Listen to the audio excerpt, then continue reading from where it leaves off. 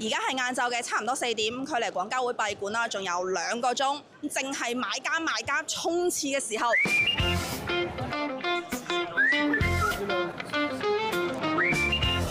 喺機器人展區，我就遇到咗嚟自巴西嘅採購商 Matthews。 My name is Matthews. I'm from Brazil, and I came to the Canton Fair to find new products and see some partner suppliers that we already work with. Let's do some shopping in the Canton Fair. Okay, let's go. Let's go. 走吧。走吧，You can speak Chinese. 我可以会说一点点。我是巴西人，29岁。29歲 ，so young. But you say you did the trade for 10 years. Yes, since I'm 19, I started intern and then I become bigger and bigger, and now I have my own company called Chinese. I help Brazilian clients to find a supplier, and I do all the customs clearance and the freight costs to bring to Brazil. I'm like the bridge between the China and Brazil. If they didn't import from China, probably they would be dead because our local market is very difficult. Have you ever buy some Chinese products in Brazil?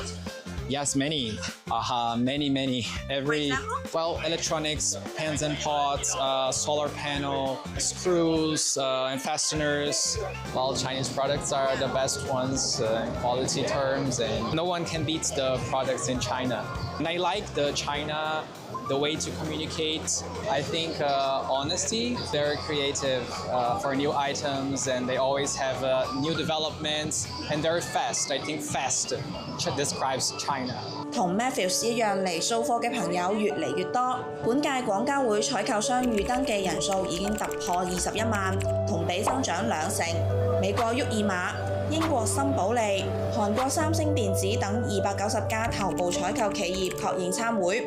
數量同比增長3成，倫敦工商聯合會、瑞士貿易投資署等148家境外工商機構齊聚廣州，同比增長17.5%。全球買家對新綠智產品需求旺盛。Chinese products are very good. So we've met lots of Chinese people and been very friendly, very nice relationships to make with them. 走過70載，廣交會從來都唔只係廣州嘅展會，而係全球貿易版圖上面唔可以繞過去嘅重要坐標。